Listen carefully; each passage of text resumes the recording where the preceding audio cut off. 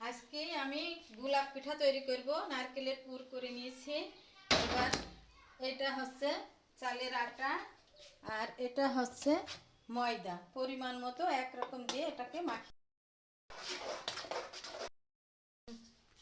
আটাটা মারি নিলাম, নেওয়ার পর এবার যাতে ছানিয়ে নিচ্ছি। ছানার পরে আমি পিঠা তৈরি করব। এবার আটাটা দেখেন ছানা হয়ে গিয়েছে। এবার এরকম রুটির মতো লেসি করে নিয়েছি। লেসিটা এবার বানাবো। তারপরে লেসি বানানোর পরে আমি রুটি বানাবো। এবার রুটি বানাই এবার গিলাস দিয়ে এইভাবে কেটে নিতে হবে। এবার দেখেন এইভাবে গিলাস দিয়ে কেটে নিয়েছি। এই যে গিলাস কেটে নিয়েছি। এবার আমি পিঠা তৈরি করব।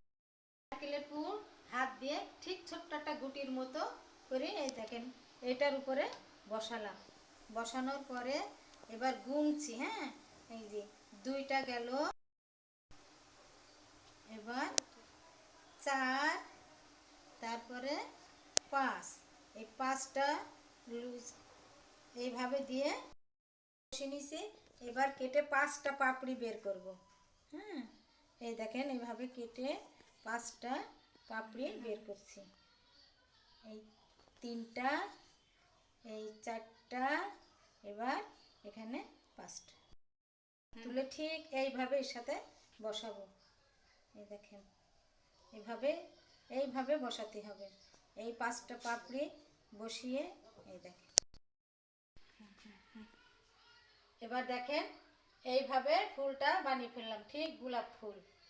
হ্যাঁ, ভালো শেষ। এখন আমি ভাজবো। এই দেখেন পিঠাগুলো বানিয়ে নিয়েছি। এবার ভাজতে হবে। ভাজার পরে আবার দুধে ফেলতে হবে, দুধের সরে।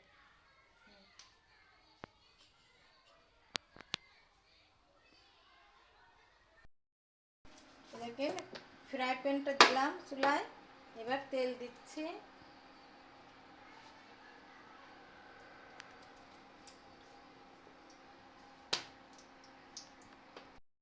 এবার পিঠাগুলা ছেড়ে দিলাম।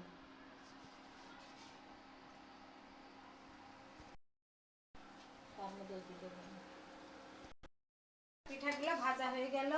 এবার আমি তুলে নিলাম। এবার দুধে ফেলবো। হ্যাঁ, দুধটা ফুটাই দুধে ফেলবো। এবার এই দেখেন দুধটা জ্বালাই নিচ্ছি। এর ভিতরে তেজপাতা দিয়ে এবার দুধটাকে ফুটাবো। এবার পিঠা ছেড়ে দিলাম।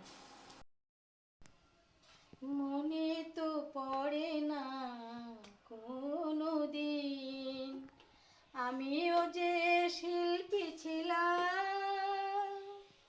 গানে গানে একদিন তোমাদের মন আমিও যে রাঙিয়েছিলাম। মনে তো পড়ে না কোনো দিন। এবার আমার পিঠাগুলো হয়ে গেছে। এবার আমি সব পিঠাগুলো তুলে এবারে দেখেন দুধের ভিতরে এভাবে রেখে দিন। তাহলে